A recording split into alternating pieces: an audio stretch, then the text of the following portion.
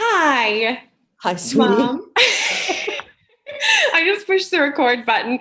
But for everyone watching at Holy Trinity and others, this is my mother, who I'm so excited to introduce to all of you because I really like her a lot. And she's Oh, a thanks. really amazing musician, and she is a music teacher and has been a music teacher for a long time and taught me all sorts of music and a lot of the love that I have for different genres of music, like I mentioned in our first Lenten meditation. So, Mom, thank you so much for doing this all the way from Ohio. And I know you have had some roadblocks too with the accompanist situation. So, thank you Poor for guy. being flexible. Oh, sure. Yeah.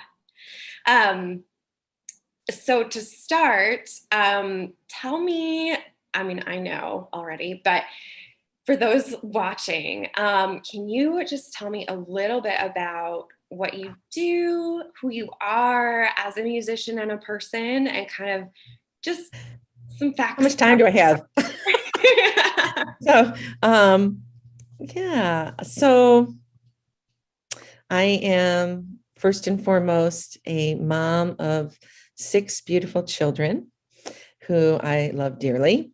That is my first and most important job.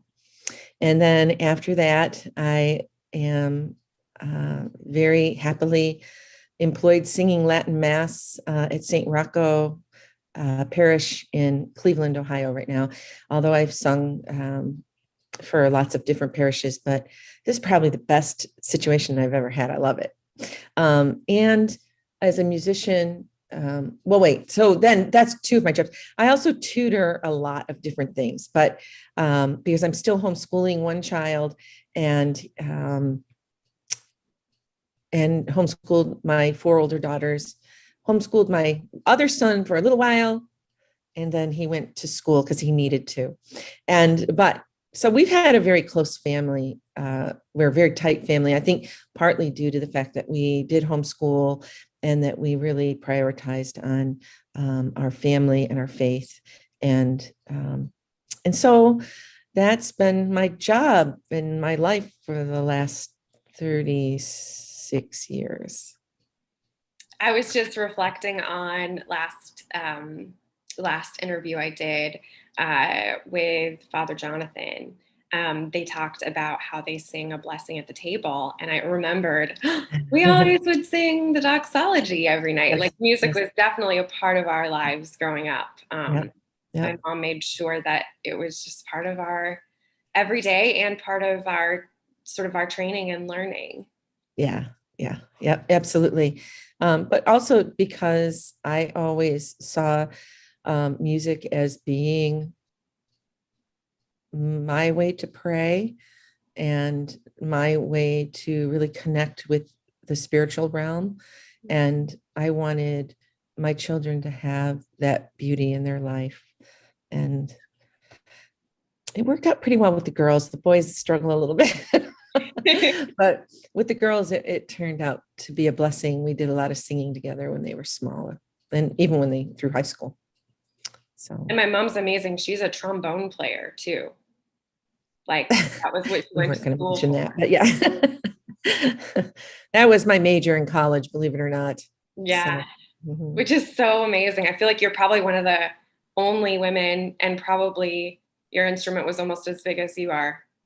At the time, yeah, yeah, It's a yeah, pretty intense instrument. I love it. I always yeah. feel very proud of you for that. Yeah, it's a um, beautiful, it's a nice instrument too, because it's one of the most freely blowing instruments. Therefore, it resembles the human voice probably more than most. Flute and trombone are both very free blowing, and that just kind of gave me an extension for my voice. So, yeah, yeah. mhm.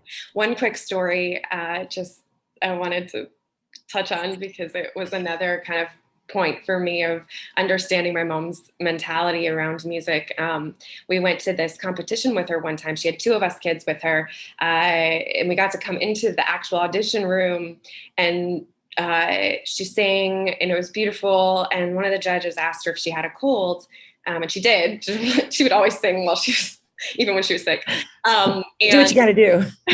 But she was like, oh, well, they asked if I had a cold up. I'm not going to go back for the ceremony tonight because I'm sure, this is a really big competition, whatever.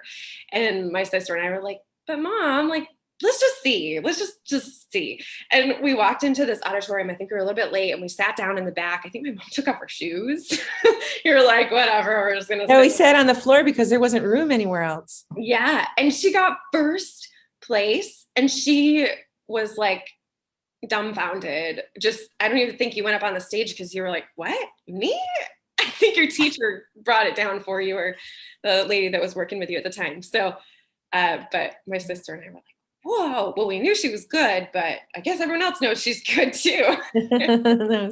That was really an interesting experience. That was for the Music Teachers Association, and I was competing at the graduate level, and I against other graduate students, and I wasn't even a student at the time. I was a mom, but that was kind of cool. Yeah, with a great voice.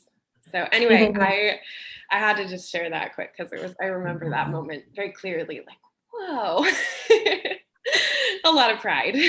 Oh, sweet. But anyway, tell us a little bit about the music you'll be sharing with us for Lenten meditations. Yeah. Okay. In the past, I've always loved doing tenebrae. That's always been the thing that I prepare for the most during Lent, and how prepare other choirs to do, because that's my favorite service during the Lenten season and has a great deal of meaning to me. But this year, I know what tenebrae is. Will you just elaborate a little bit on? Yeah, I'm so sorry. Yes, it is a service. The word tenebrae in Latin means darkness or shadows, and it's a service that's done at night. At night, Wednesday nights, usually of Holy Week, and I don't know what else to say about it, except that it's a gorgeous. Hi, Charlie. That's my little brother who's 12. I'm the oldest, 33. He's know that this is being taped and is going to be shown to people. Yep. Oh, well. Oh, no. that hurts. A little bit of impulse behavior there. Woohoo. All right. Anyway. Charlie doesn't have expression. Anyway, and through the entire service of Tenebrae, candles are extinguished. So by the time you get to the end of Tenebrae, you're in complete darkness except for the Christ candle.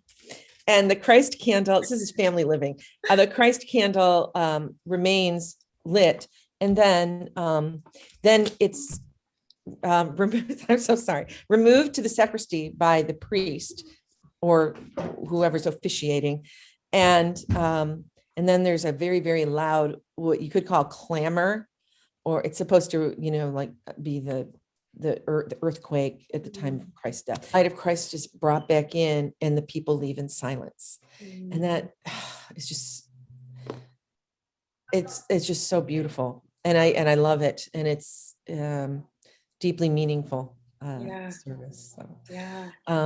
But anyway, for this service, I'm going to be singing a couple of Guerrero pieces. One is O Domine Jesu Christe, and the other is the Ave Maria for four voices. Now, obviously, I don't have four voices, so the accompanist will be playing the other three parts, but I'll be doing that. Those are both pieces of polyphonic music written probably in the late 1500s.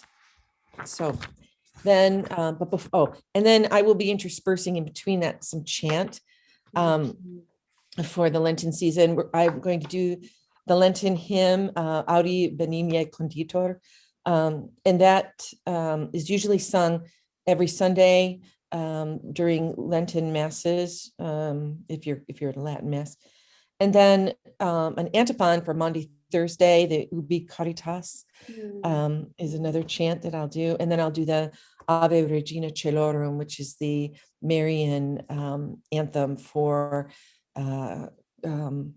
Compline during the season of Lent.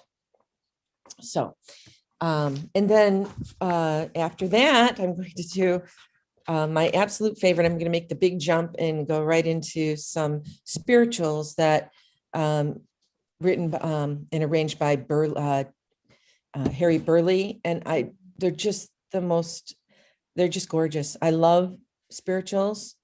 They hold a really special place in my heart because there's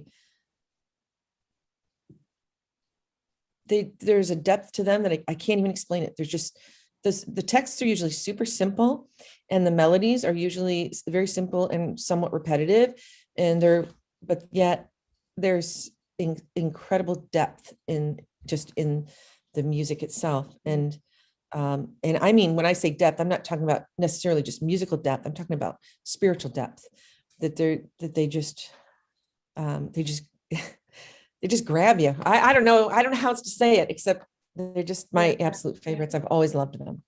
Yeah, I mean, the way that I think of that depth from someone that's experienced you singing them, and always like there's something so moving. And part of it, I wonder, is, the sense that someone who's suffering deeply or grieving deeply or hurting deeply can still make music. And it's like a prayer. I mean, they're like prayers from that place. Like it touches your heart and you feel like connected to that, I think, at least for me. Right.